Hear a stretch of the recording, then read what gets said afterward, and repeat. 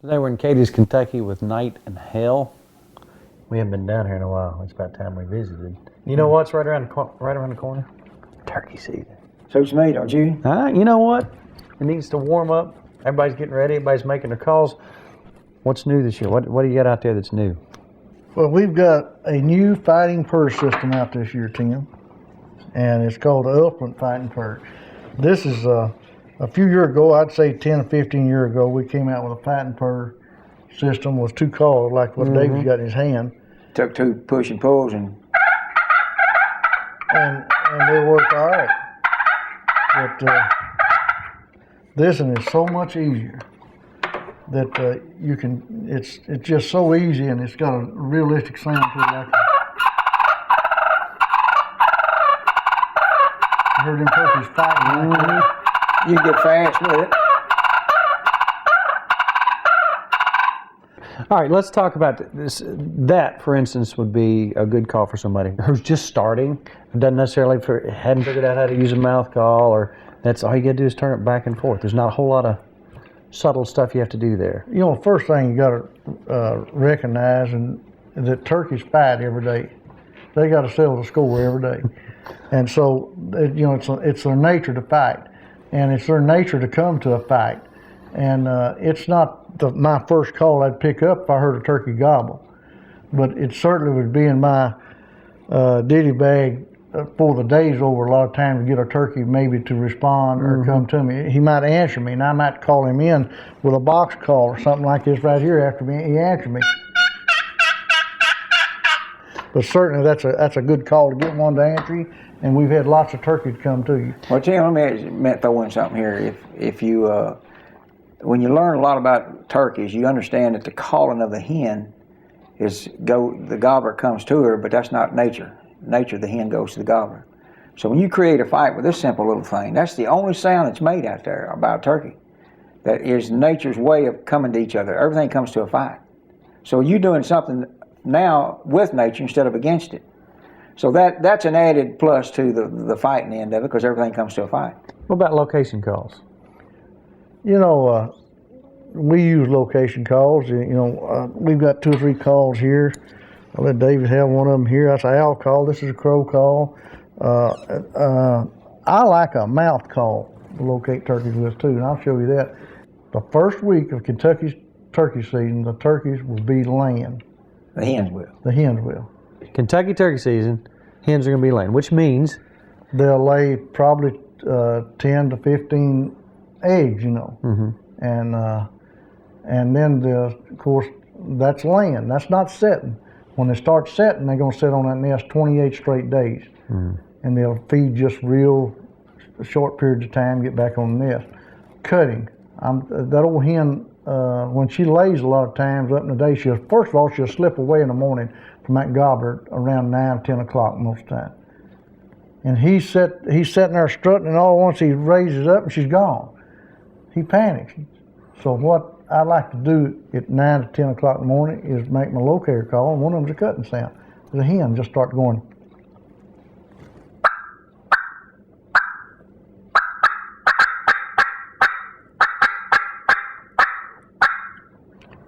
And what that means that where you at? We a while ago, we've lost you. Where you at? The boy, I'm talking about, most of the time he'll gobble right back at you. I'm talking about he'll fall right back at you. You hear him go. I mean, that's what you want. And then I take some kind of a call like David, maybe a little push and pull, or a slate call, or a box call, whatever your favorite call, and I'll give him a real soft yip. Maybe something like this right here. I'm going to get softer with him in, like.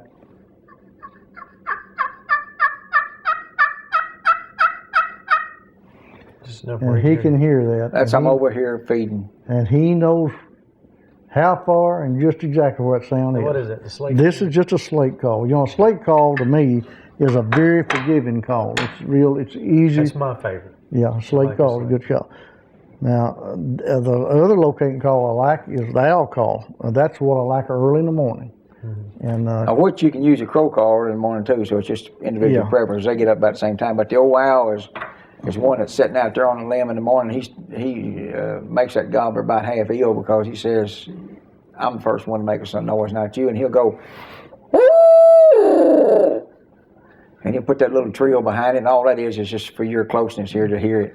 And if that old gobbler's close, he'll nail that. He'll nail it. If he don't nail that, you go.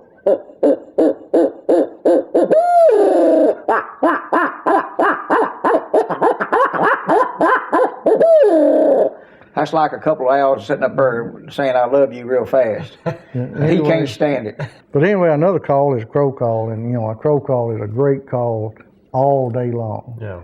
You know, this is one that good afternoon call or early in the morning. Right. And what you want to do with the crow call is just sound like a crow. Get aggressive. Don't be afraid to blow it. You know, go. He can't stand that. I mean, he's gonna gobble back at it. I think one of the single most mistake that turkey hunters do is call a turkey while he's still on the roost. When the turkey season comes in the state of Kentucky, I'm gonna let that turkey, I'm gonna let him fly off the roost, and then I'm gonna get extremely vocal with it. What I like to do, Tim, when that turkey flies down, you can hear a big old gobbler. You know, you can hear him if you'll pay attention. You can even hear him strutting in that tree, and a lot of times you can hear him go and hit the ground, you know, flying down. And when he does, that's when I'm going to start doing my fly down and start getting real aggressive with him, going.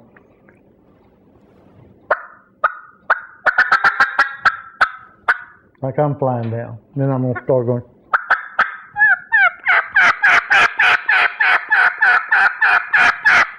You'll get real aggressive. The mouth call or a box call or slate, whatever, but I'm going to call to him a lot then and try to get him headed my way. And the closer he gets, is the lower I get. I don't try to get real loud when he's close. Mm-hmm. You know, you can call low with a mouth call, or I might have a box call, I might have a slate call. I use all of them. Mm-hmm. I'll start a turkey off lots of times with a mouth call and end up calling them in with a slate call. Or sometimes they want something different. Absolutely, yeah. Lots of times you hear several hens fly down, and it'll be some of those young hens in there, maybe, and for whatever reason, in the spring year, they'll whistle and then yelp. And I've tried that, and a lot of times, you know, just whistling, just make a different sound, like a.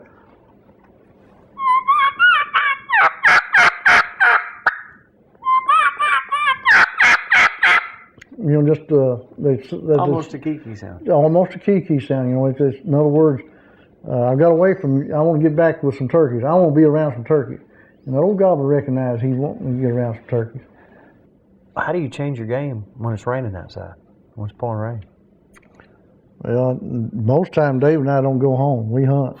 If it's just mist and rain and just damp, you know, out, and we find out that turkeys are pretty vocal and pretty active that time of year. And if it's raining like that, first thing he and I'll do is go to the field. If people drive down the road and they notice if it's raining, that's when you see those turkeys on the edges of the fields. There's a reason for it. What is it? They want to get out and dry off quicker. They can dry off quicker out in that field than they can. They can fluff off and dry out quick and then get ready to go back to their show. All right. It's a wet, rainy day. We know to go to the field. But what about your calls? What happens if your calls get wet? You know, over the years, Dave and I have found out that wet calls don't work good. So we try to come up with calls that will work in the rain. Naturally, a mouth diaphragm is going to work. Your tube call right here is going to work. You know, it's not going to get wet. And your box calls is waterproof now. Had to work on them. This right here will work in a downpour. This is just about as wet as Tim as you're going to get when you say that's about as wet as it's going to get. That's drenched.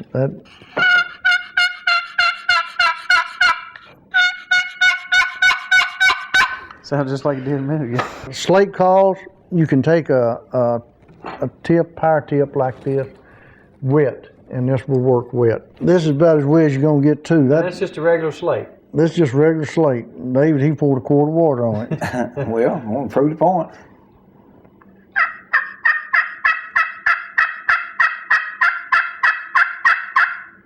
That power tip's what's making what it. does it. You got away from the wood.